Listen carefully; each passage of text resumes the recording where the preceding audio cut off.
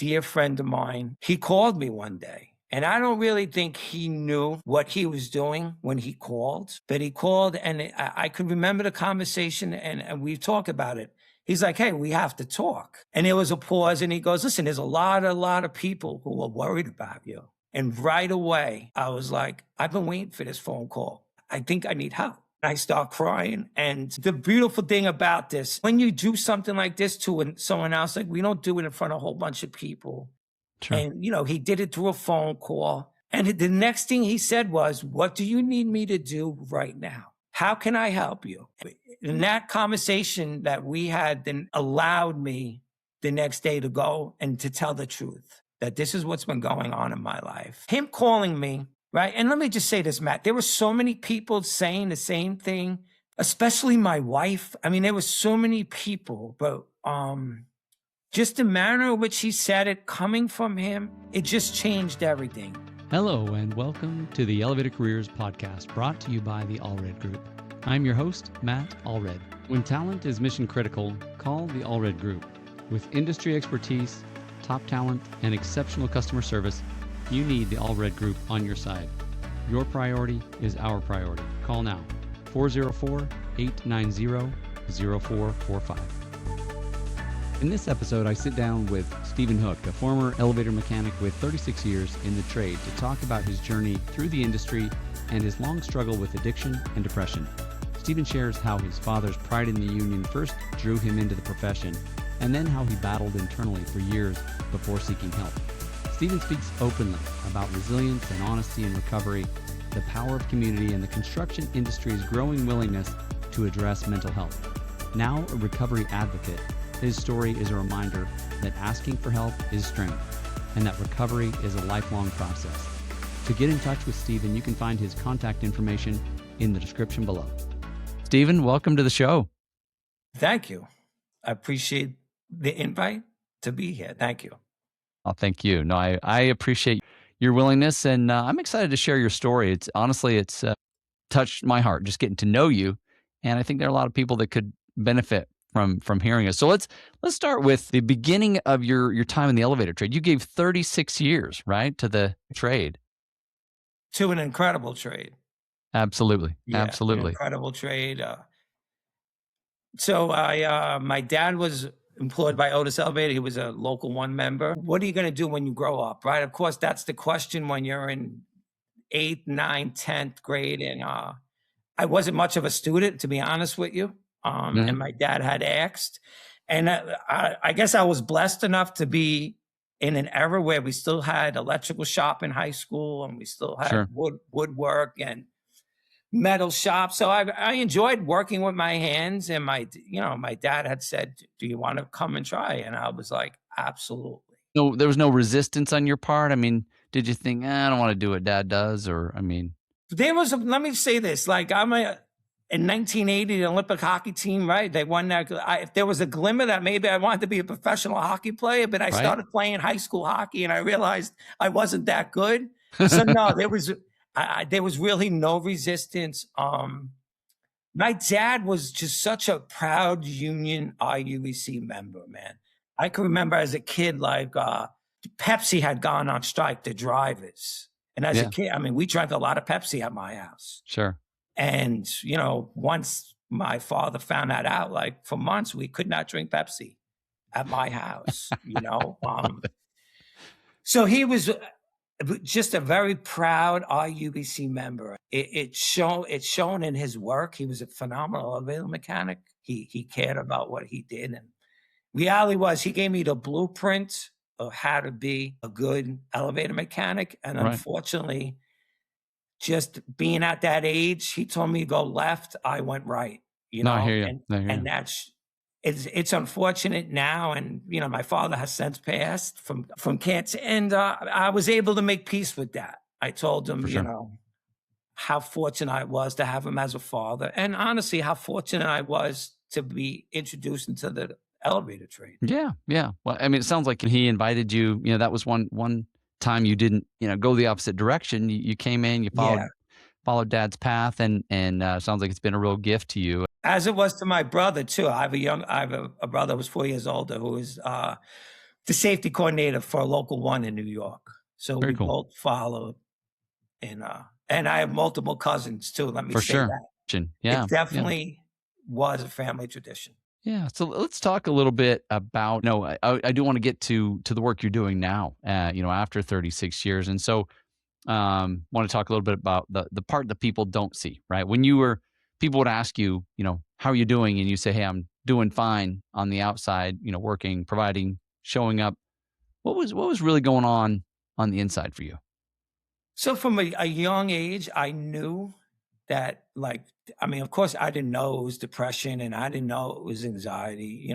During that time of the 70s and 80s, I mean, I hate to say it, but those were words really weren't used, Hey, I didn't know especially those words. for children. Sure. I know now what it Sure. was, and I knew when it came to alcohol and drugs, my body definitely reacted differently. By the time I got out of high school, I knew, and this is an honest thing to say, and I knew that I would have to be in a 12-step fellowship to have a productive life. It's kind of scary that I knew that, and I still led this life of active addiction for quite some time. Yeah, yeah. Well, you told me, when we talked before that it's like you could see a cliff and you knew, hey, if I step off that cliff, it's going to hurt, and you'd still kind of walk towards the cliff. What does that feel like inside? It's like a vicious cycle, and you know what's going to happen, right? And they say insanity is doing something and doing it and knowing the results, right? Well, insanity sometimes for me is doing something, knowing what the consequences are, right? But convincing myself I can handle it this time. Sure, sure. And I just went through that vicious cycle, and I would tell myself I only go out on Friday night, and like that was never my story, unfortunately. And Yeah, I mean, and you even said, kind of the early on, right? Even in high school, you knew, hey, I need some help with this. I haven't hit this wall yet, but I can see this wall coming, this cliff, this, whatever it is going to be. I already know I need help with that. How long did it take you to actually find some help? I was in my 18 or 19 when a family member was like, listen, it's a good idea that maybe you go to a 12-step fellowship.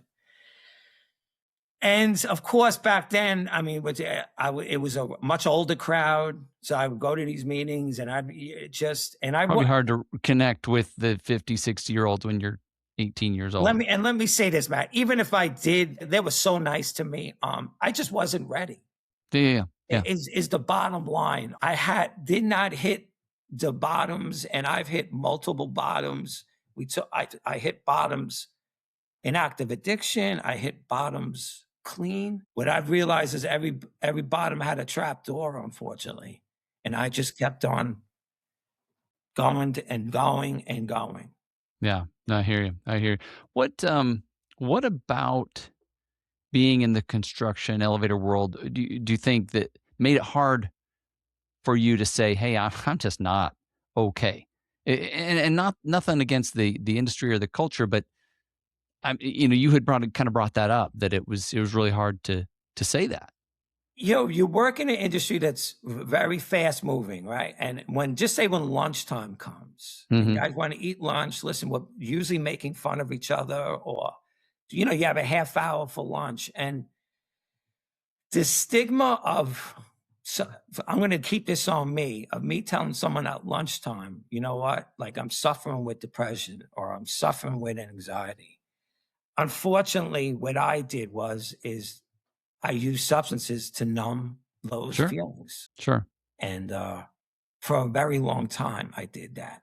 Yeah, yeah. So to your point, right? It's hard to say I'm not okay, and just be open, vulnerable about it. And I'm sure it's not just the construction industry. Probably it's probably everywhere, right?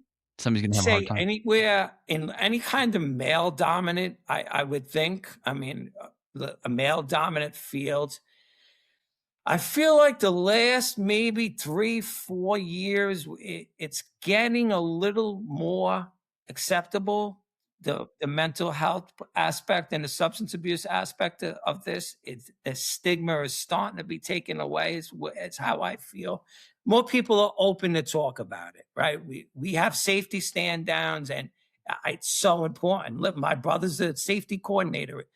The safety aspects in any construction field is so important, but in the elevator industry, it is so important. For me, I remember when I started working for Otis, the safety bag was real small, right? I mean, it was so small. It's like a And Band-Aid and a yeah, piece of and gauze. so over them being, it's a moving, everything's moving. So they went from a smaller to a mid-sized bag. I mean, the safety bag you get now is like the size of a hockey bag. And it just lets you know how everything's evolving. And I feel like if the construction industry in a whole, if we use that same urgency that we use for safety, right? And everyday safety huddles and every day. And I know mental health and substance abuse cannot be an everyday thing. I'm well aware of that.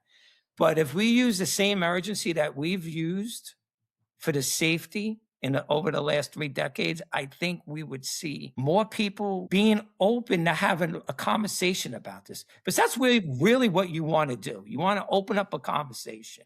Unfortunately, we can't wave a magic wand or give somebody a pill to say, yeah, you need help. It has to come from that person on the inside. And the more we speak about it, I think we'll see a huge change in that.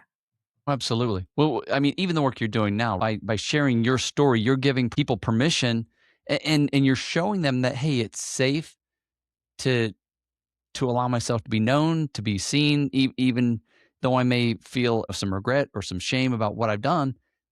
That's where I'm at, right? That's my story. And so you're kind of opening that door and really inviting others to seek for help, right? And I love the way you kind of compared it to first aid and safety, Yeah. right? Is if I cut my finger, I don't have any problem saying, hey, I need a Band-Aid, Right. right? But if I'm struggling with something else because of the stigma, because of the shame, because of whatever's acceptable to society, it's a little harder to say, hey, I'm struggling with depression, or I'm struggling with substances, or I mean, some of the it's not treated the same.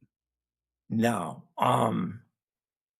Again, I feel like it's changing, but listen, it can be embarrassing. I mean, listen, I was an embarrassment to myself, my family, right? The local I worked for, the company, you name it, I was an embarrassment. I put my family through a lot of pain and a lot of suffering. And I feel like today, working for Recovery Unplugged, I'm able to, I get up and I have a purpose. Maybe I talk to someone today and I'm just open about it. And I heard this so long ago, a message from the heart touches the heart, right? When you're in a room and people start sharing honestly, it changes the whole dynamics and atmosphere of a room. I see it all the time. And some people are open and some people aren't. But someone might hear something today, and in 6 months from now, they'll be like, you know what? I remember I heard this. This Sure. guy went through all this trauma, and he went and he sought help, and it worked. Right. Well, and you've mentioned, right, that when you speak with a crowd and you maybe give them your business card, you're going to get a phone call or an email or something. Somebody may call you just because they know that you're safe, right? It might not be safe to tell their spouse or their boss or And the police that, hey, I'm struggling with this, but Steven is safe, and I'm going to call and him. it's a great, I love getting texts like that. And maybe it's just an email. I get very vulnerable, right? I speak about finding my wife dead of a drug overdose and my son being 4 years old, and the whole dynamics of becoming a single father and trying to navigate, right? I really wasn't a good father in active addiction. Now I'm a father, right? And people can identify with that. They identify the emotions. Maybe they didn't lose their wife, or just someone sharing a heartfelt message. It resonates with people. And Sure. I love getting emails like that. Just to say, maybe someone just says thank you. Yeah. Yeah. Yeah. I mean, just you sharing that. I mean, it's heartbreaking, right? It's like I can't even imagine the kind of pain you went through, and in some ways it justifies using substances or the depression or just the trauma, right? Must have been enormous. So when that happened, I was kind of like in a emergency crisis, right? I really couldn't comprehend, and unfortunately, like 7 months later, my dad died of cancer. So Right. we have all this stuff going on, and I would say about 2 years after that, I really started to get so emotional. And unfortunately, children and families are innocent victims when it comes to man. I can remember this vividly, and it sounds horrible. I wish I recorded it, and I wish I could play it to anybody struggling with substance abuse. My son was 6 years old. It was Christmas Eve, and he comes to me just crying. Why did my mommy have to use drugs? Yeah. And then he goes, Daddy, I know that you go to those meetings. Are you gonna die too?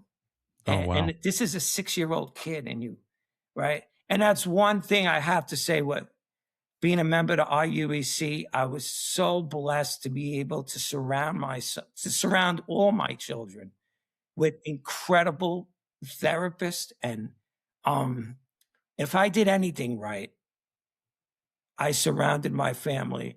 At times, I didn't take what I was doing for my family, and we'll talk about that later. But through the IUEC, I was able to just provide them with the best clinical and therapy that was out there. And it says a lot because my son is now a freshman in college, and It's awesome. he's well adopted a lot well, because of his faith. That's a huge, huge, he has his own relationship with God, and it also has to do with being able to surround him with the right people.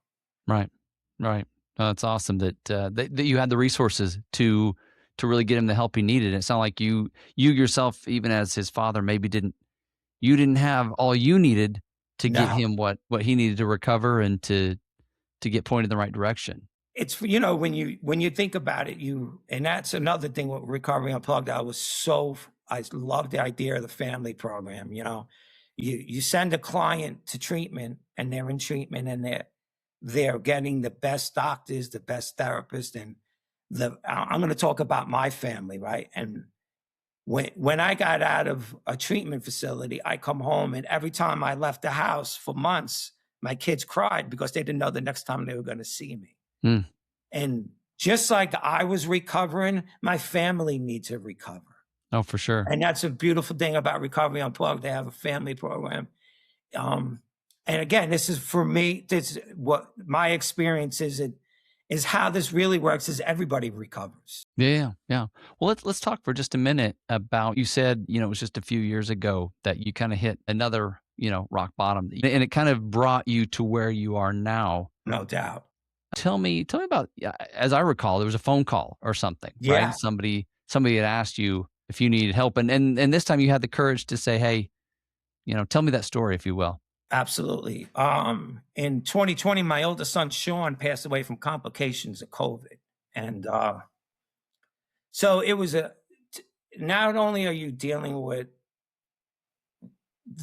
the atmosphere, right, of the country during COVID, you're dealing with it, I felt like my heart was amputated that day. And there's, and I've read a ton of grief books, and I enjoy reading, but there's no words that you can read that really you can understand what happens when you lose a child. There's just not.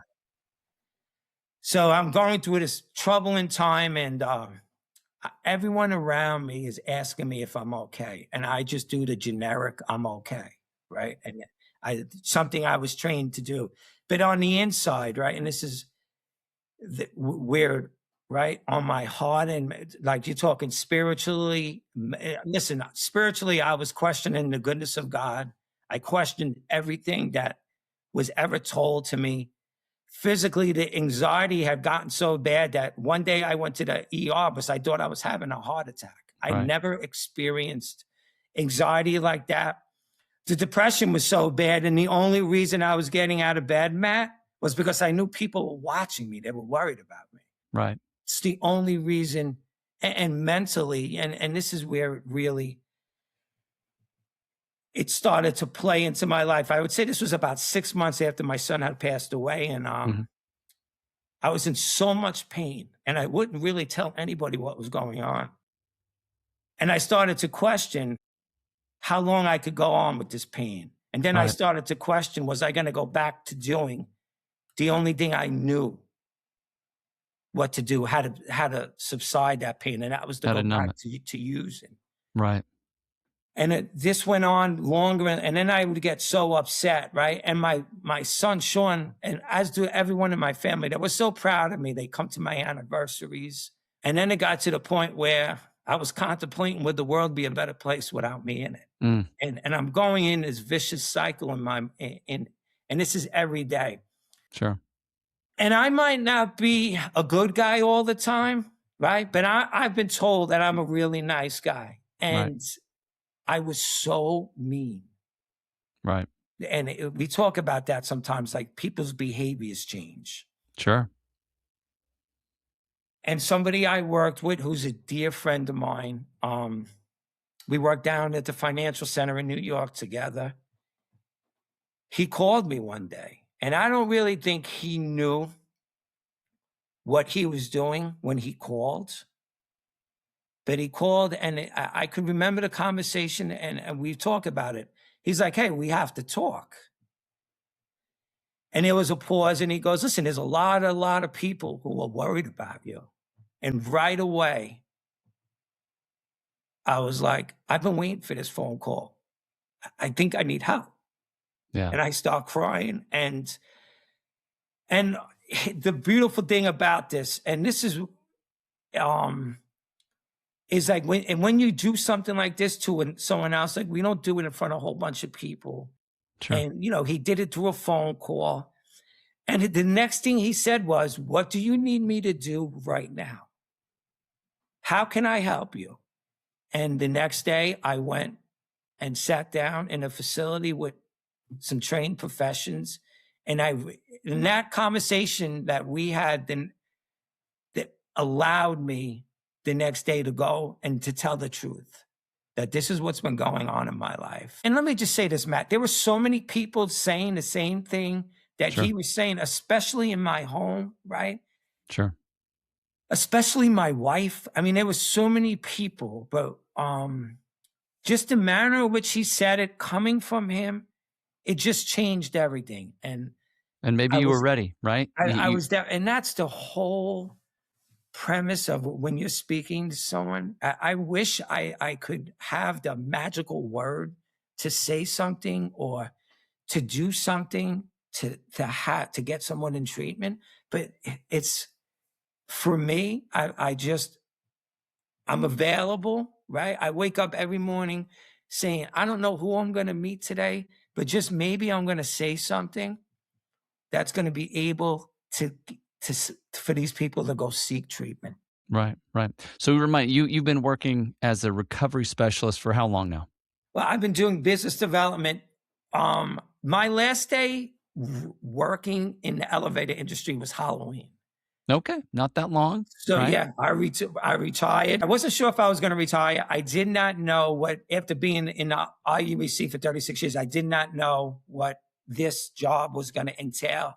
Sure. And Recovery Unplugged, has just been so good to me and so open with me and made me feel part of the family that I knew after about 6 weeks. So I put my retirement papers in. So I've been doing business development with them for maybe 2.5 months now, right? We're in the second year. Yeah. So Stephen, tell me a little bit more about Recovery Unplugged. I mean, you mentioned wanting to get into this side of helping people. What's the organization about? So, and for me, there was a process. I was looking, of course, you do a lot through Google and you start to reach out to people, and just the name itself, I don't know about for you, Matt, but for me, like there's a healing part of music, and it always has been in my life. So the name was kind of, I was like, oh, And for me, there were some things that the the organization had to have, and that was it had to have a faith. It had to have the option. Let me rephrase that: the option. And faith is not for everybody. And everybody has choices. And I wanted who I work for have a faith-based program that if Sure. people were willing for it, God is a big part of my life, a huge part of my life. So I wanted that. And the other part was the family. They have a family program. And Very cool. if I was to be an advocate, and I am an advocate for people with substance abuse and mental health, no doubt. But I'm really an advocate for the family, man. We spoke about my son and Sure. what they went to. And I wanted them, they have a program for the families that the families can go on once a week. And I just feel that is so important. And I guess the other really cool part of it, since I'm a dog person, is that, they allow dogs, Nice. which is very uncommon. And it's a facility that if someone dear to me, right, was in trouble, I wouldn't even hesitate Sure. to take them. And that's how I became on Recovery Unplugged. They were so open with me. They put me in a group chat early on, and they were like, listen, text and call whoever you want. Right. Usually it's not. When you start with a company, they expand a little and a little. This was the first day, call, ask any kind of questions you want. Wow. I like that transparency. They were very open. They treated me like family from the first day, and 2.5 months later, it hasn't changed. Awesome. Awesome. So tell me a little bit about, just that I think sometimes people perceive, recovery, hey, clean, all better. I mean, but you've had some horrific bottoms that you've hit, right? Just that honestly, I haven't experienced those. So I don't even know how to kind of comprehend that. But it seems like recovery is not like a once and done thing. It's more of a process, and maybe even what you're doing now almost seems like it's part of not only helping others recover, but it's also part of your recovery. It's no doubt helping me. And I say this, sometimes I feel guilty because I get up and I know I'm getting so much out of this, Mhm. like just the ability. We'll bring it back to elevators. I mean, you need a lot of maintenance, spiritual maintenance. And this is for me. I'm a believer. God's been so faithful for me. It's a huge part of my life. 12-step fellowship. I attend 12-step fellowship meetings. I have 14 years and 6 months and a couple of days, and I still believe making meetings makes sense to me. Right. I speak to someone. I'm not going to say I speak to them weekly, but I have a professional that I speak to, which is another, a maintenance part for me. Right. And on the physical part, I love to walk. Me and my wife walk our dogs for, Nice. 45 minutes to an hour a night. It's something we really enjoy doing. And the thing about that is, and I could see this happening. I work so hard. You do all this maintenance, spiritual, and you get to that point in your life where you're at that balance, where I always want to be, right? At that balance. And the minute I achieve that, I stop doing something. I hear you. And then I'm scrambling, right? Maybe it's my prayer life, right? Sure. Maybe it's my meeting attendance. And I could feel it, right? And if I can't feel it, the people in my house definitely let me know. And they're not afraid to say, when was the last time you were at a meeting? Right. And I can't get mad because I gave them the okay to this a very long time ago. And it's about being transparent. I love it. Yeah. What have become your non-negotiables, right? As you look at your recovery, I mean, you talked about your prayer life, your exercising, your meeting attendance. What does that look like for you? On a daily basis, I mean, I love waking up. I don't pray for a very long time, but I do pray. I like going for a quick walk in the morning too, just to breathe, just to get out, get some fresh air in me. And usually by then I could see how I'm feeling. And some days I know it's going to be a good day. And then there's days that I get up and I think about my son, Sean. And I just know, And I could see what kind of day it's going to be. If I think about all the good times and what a good father I was, and we loved NBA basketball, we had season tickets and we went to all these games. Or if I think about how when I was in active addiction and what a bad father I was, right? I could gauge how my day's going to go. Right. And those are the days that it's real important that I call someone and let them know exactly where I'm at. Nice. Nice. So did you ever think you would go from elevator mechanic to recovery advocate? No. um, Let me say this.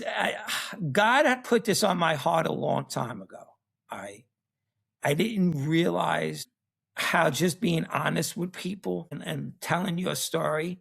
I noticed it when I started going to a grief group and just how transparent everybody was. And you'd see somebody new come in and just someone telling their story would make somebody else feel comfortable for Sure. things. So right after my son's death, I started seeing it being as a possibility. I Okay. didn't know where it would take me, but I knew that the healing process for me is telling a story. Sure. I get it. I mean, we all have our stuff, right? And sometimes it may look very different. And when I say stuff, I know even for myself, right? There are things that maybe I'm in pain and I want to numb it, and so wolf a bag of chips and help me forget, that I'm dealing with something that's painful. But like you and I have talked before, Yeah. certain behaviors have more stigma. Some of them will get you locked Yeah. in jail. Some will get you, some people will laugh at it or whatever, right? But I think everybody's got something that really challenges them, and they're the question is always, okay, how am I gonna do I numb it? Do I ignore it? Do I address it? And yeah, I think we've all got something to No, various extents. mine's crumble cookie. So Well, we and yet that's probably, at least it's more legal than some of the other right. things you've done. Yeah. No doubt. The crumble? Yes, no doubt. Unfortunately, Matt, in life, every decision I make in life, there's consequences, right? Now, I can reset my life, and I have reset my life multiple times. Let me just say that. But unfortunately, there's no reset on consequences, right? Yeah, Cemeteries, prisons, and hospitals are filled with people who made one bad decision, man. so And true. it's so sad. It is so sad.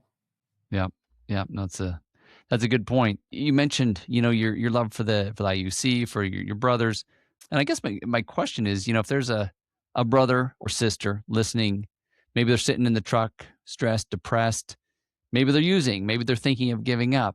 What would you say to them? The first thing I would say is that they're not alone. They're definitely not alone. They're a phone call away from getting all the help they need. And I know how hard that is to make that first phone call. It's very hard. And there's after you make that phone call, for me, my experience is it gets easier. It's like it's like the world was lifted. There's just so many people willing to help.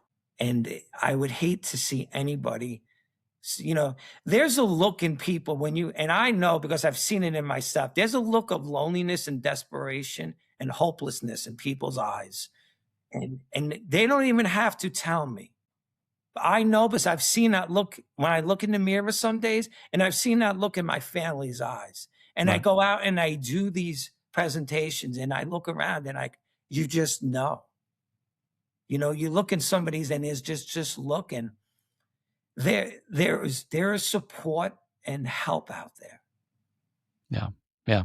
It's interesting to hear you say that, because I think the elevator industry overall has a lot of people willing to help, right? And we hear that. I hear it a lot in these interviews and people I talk to. It's like, hey, you know, there's ask the question, right? There's a lot of people willing to help teach you about elevators, but what I'm hearing you say is there's a lot of people willing to help you bear the burden of addiction or grief or loss or whatever it is that you're struggling with.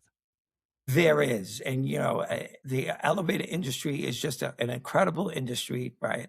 It's some of the most generous people, if you ask me, in the world. I've been on multiple construction jobs when something happens and collections are made. And I mean, even when my son passed away, you're talking during COVID, within 72 hours, a very generous check showed up at my house from Wow. people and that just tells you what kind of people are in the IUEC.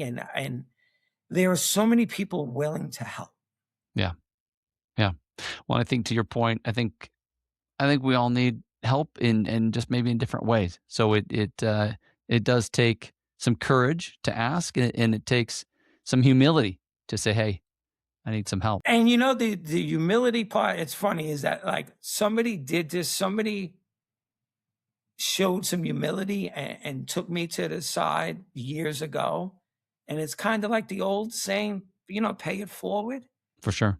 Since retirement, I never thought, first of all, I never thought I would retire. Let me just say this. If you talked to me in the 90s, I definitely did not think that I would be retiring and have an annuity fund and have a pension and still being able to provide for my family, but to give back, not only to the whole, I do presentations for a whole bunch of people. Part of my son's story is his mother was an RN nurse, right? And then that's a whole nother field, that substance abuse, and it's everywhere. I'm not just gonna zone in on one industry, but unfortunately, it's everywhere. Yeah. Yeah. It's just if you ask me, who's being more honest about it. Yeah.